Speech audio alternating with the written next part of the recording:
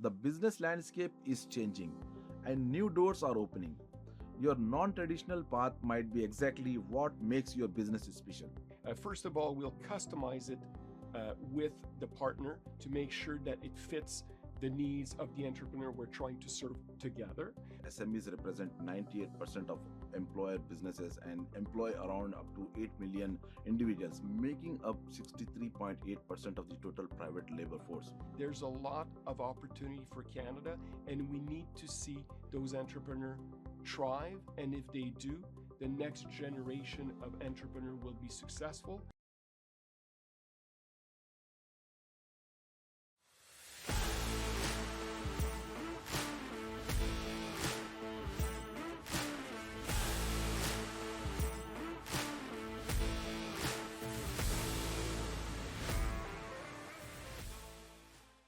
Hello and welcome to the Canadian SME Small Business Podcast.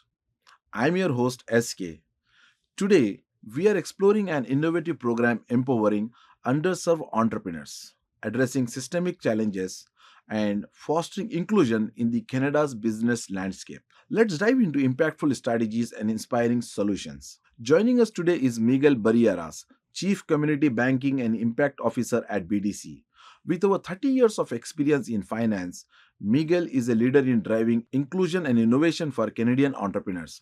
Under his guidance, BDC supports underserved business owners with capital, mentorship, and strategic programs focused on long term SME growth.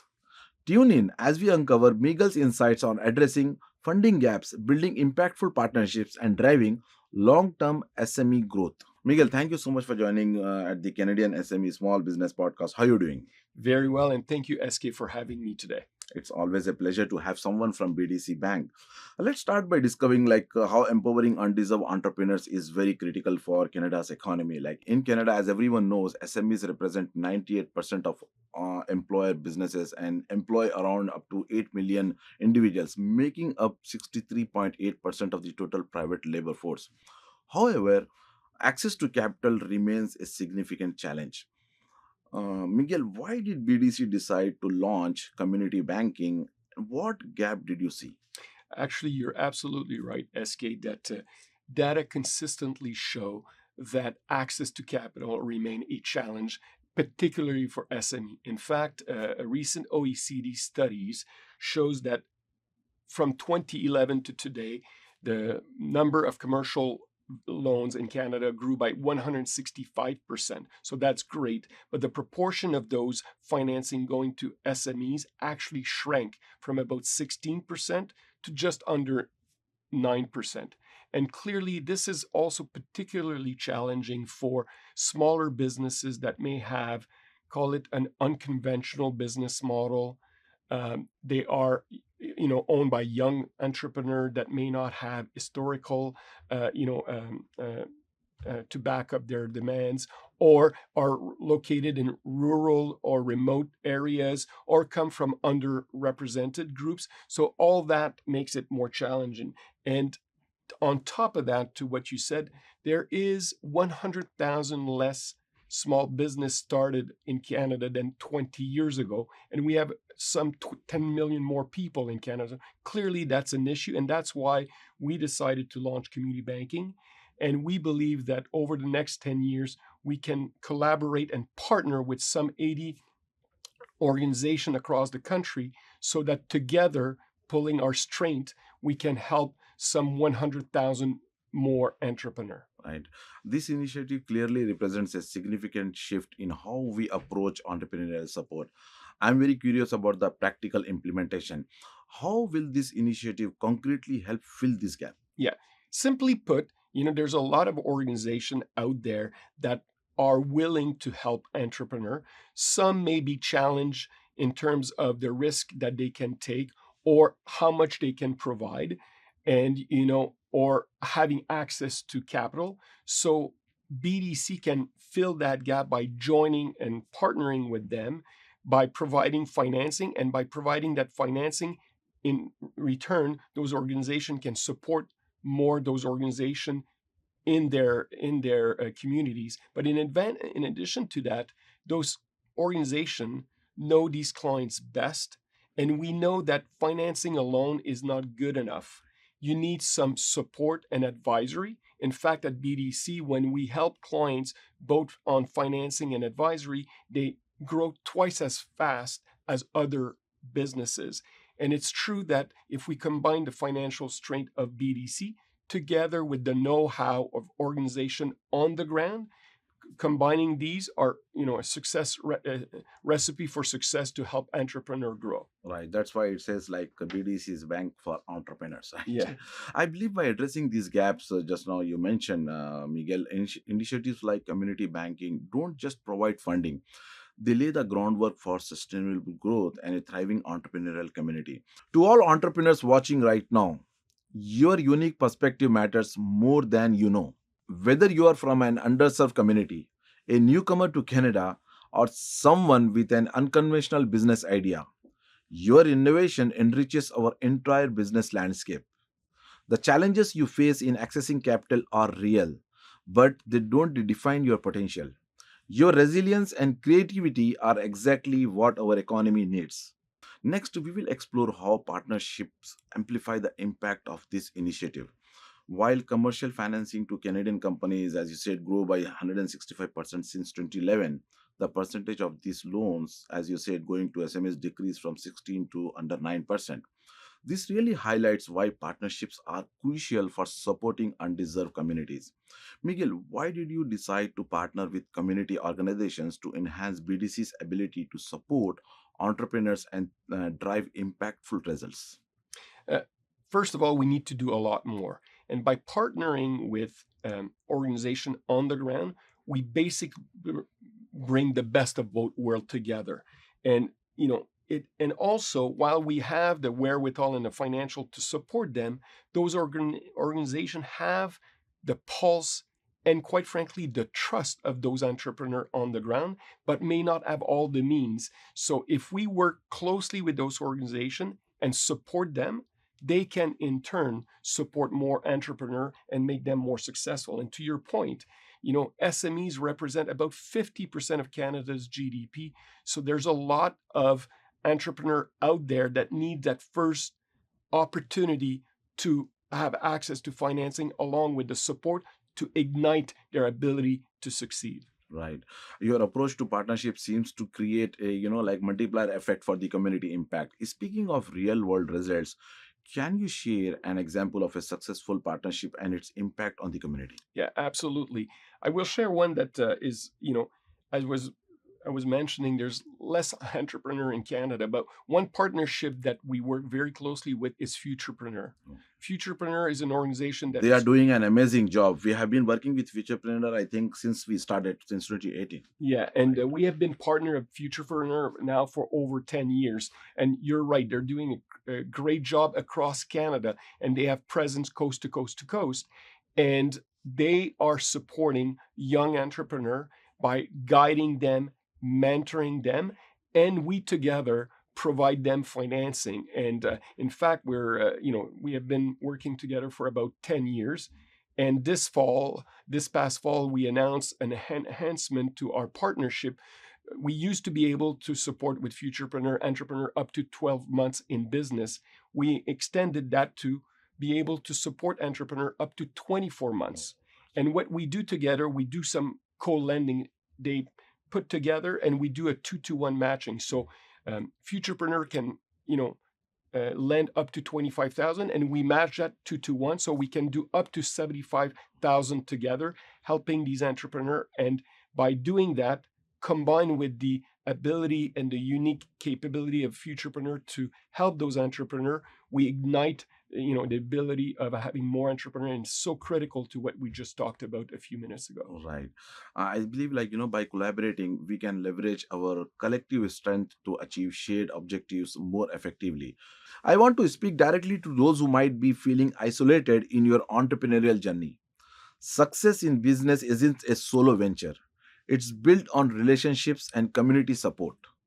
The partnerships we just discussed exist because of entrepreneurs like you. Your next breakthrough might come from reaching out to these community organizations. Don't hesitate to take that first step. Next, we will discuss, Miguel, like how innovation and sustainability intersect to address long-term challenges. As small businesses with 1 to 4 employees face a 10.3% rejection rate for debt financing compared to just 3.5 for businesses with 100 to 500 employees. Traditional financing models clearly are not serving all entrepreneurs equally. What innovative financial solutions has BDC introduced to better serve these entrepreneurs who doesn't fit traditional financing criteria? Yeah, you're right that many of these entrepreneurs do not fit and they tend to be smaller. So in the case of community banking, we anticipate that we will play in the loan size of maybe 25 to 100,000. We may do more, we may do smaller or larger loans, but we see three kind of approach. Basic approach. First of all, we'll customize it with the partner to make sure that it fits the needs of the entrepreneur we're trying to serve together. But there's three kind of key ways I see us helping each other. First, it could be providing a loan guarantee. And loan guarantee is allowing the partner to be able to take more risk somewhat, that we are more comfortable with at BDC, or provide more than they are able to because they have access to the guarantee, which then allow them to do more. I see that product or solution to be partnering with financial institutions that are in region, such as credit unions or even indigenous financial institution. By providing that guarantee, they can do more for them. Second, there is, as I mentioned, the example I gave for with Futurepreneur, who is a co-lending. We are partnering with a group that have some capability of lending, but by combining our capability, we can do a lot more, and they are able to manage those loans together for us on our behalf and providing our strength and also supporting that group, they can do more. And the third group would be where we provide some financing to the partner who in turn could provide financing to the entrepreneur. And I would see kind of two ways of doing that. If it's a partner that has experience in lending and managing loans, we can do the loan and they can do in turn the loan themselves and they reimburse us and they have revenue made from that. So it's a win-win. Or if they don't have all the wherewithal, we can do it on their behalf and then we provide them a share of the revenue so they can earn some revenue and helping continue supporting those entrepreneurs. Okay. Miguel, these innovative solutions appear to be reshaping traditional financing models. To better understand the scope of this transformation, how is this different from what BDC usually does? Yeah, that's an excellent question, SK. The way I would describe community banking, it's a B2B to C model. So we will work closely with organization, the B2B, who then in turn support entrepreneur. So our goal is to work closely with the partner so that they can be the best version of themselves, so that in turn they can support the majority of the people they're trying to support. So it's basically an indirect model. We're reaching the entrepreneur indirectly because we're reaching them through the partnership with the organization we will be partner and collaborating with. Versus what we do mostly at BDC today is in a direct fashion, which means entrepreneur deal directly with us. And there's no right or wrong model. It's just an expansion of our ability to reach more entrepreneur in Canada in collaboration with other members of the ecosystem so that Canadian entrepreneurs have more choices and therefore they can either deal directly or indirectly with partners so that they can have the financing they need and the support they need to succeed. Yeah, I believe this type of solutions are paving the way for more inclusive and accessible financing for all entrepreneurs across Canada. In our final segment, we will discuss your vision for the future of SME financing in Canada. We have uncovered how innovation is reshaping financing. After the break, we will explore how sustainability and ESG initiatives are driving meaningful change in business. Hey, you think you know UPS? Yeah, that's us. Everybody knows that. You know what you didn't know? This. Okay, try to keep up. Ocean, us. Ground, rail, air, so us. Guess who? Us. Customs cleared, borders cleared, done. Us. You still with me? Wait for it. Boom. Us. Intelligent, automated, fulfillment. Us. Yep. Healthcare too. Digital your thing? Yeah. Well, book it, ship it, track it. You feeling me yet? Yep. That's all us. That's all UPS.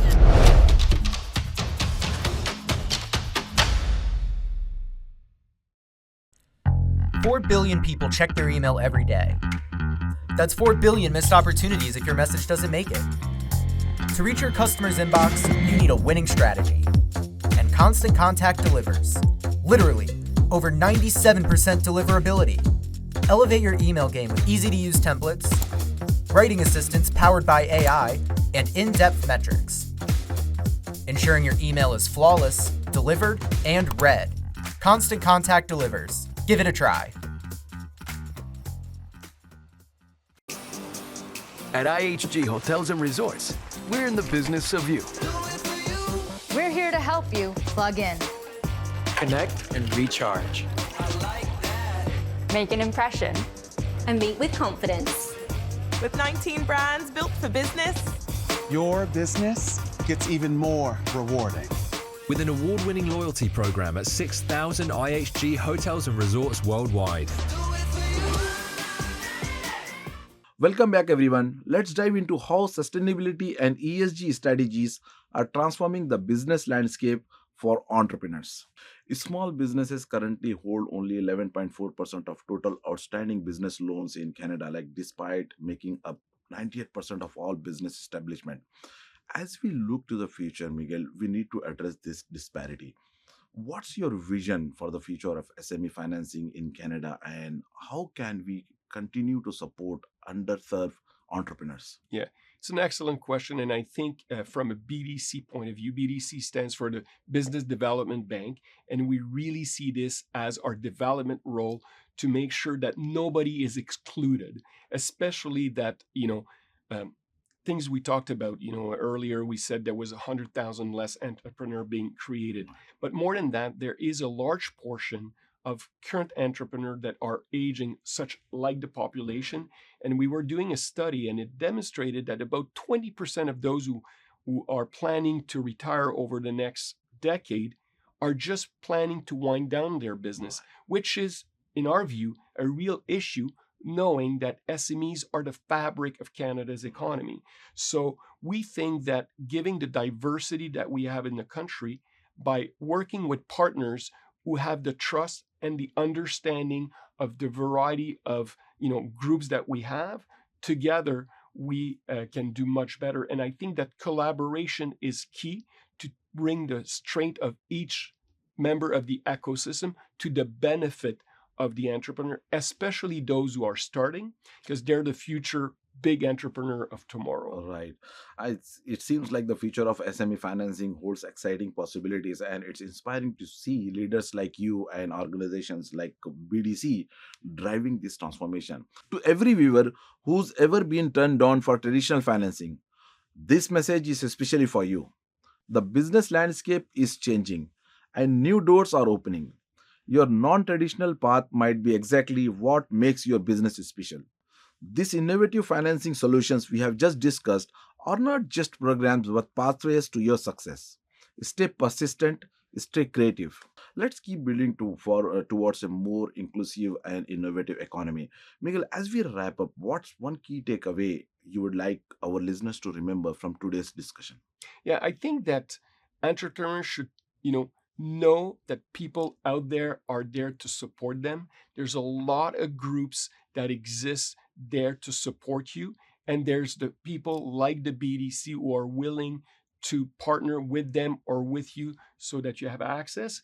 And we have developed programs to make sure that they cater to groups that may have had more challenges or obstacles, and we have launched a few things for inclusive entrepreneurship, for example, where we cater to help women, Indigenous and Black entrepreneurs having access to financing. We've launched through our venture capital division, BDC Capital, new funds specifically dedicated to Black and Indigenous entrepreneur, based on what we did for women entrepreneur. And I think there's a lot of opportunity for Canada, and we need to see those entrepreneurs thrive. And if they do, the next generation of entrepreneur will be successful and will continue be the ignition of Canada's economy. Right. Thank you so much, Miguel, for sharing your insights and the impactful work at BDC. It's been a pleasure having you on today's podcast. Well, thank you, SK, and thanks for doing this. Thank you so much. Today's conversation shed light on innovative financing, the power of partnerships, and the importance of sustainability in business. A heartfelt thank you to Miguel Barrieras for sharing his expertise and vision for supporting underserved entrepreneurs. We also would like to thank our sponsors, RBC, UPS, Constant Contact, IHG Hotels and Resorts, and Google for supporting this platform. Don't forget to subscribe to the Canadian SME Small Business Magazine at CanadianSME.ca for more valuable insights and success stories. Thank you for tuning in, and we will see you next time.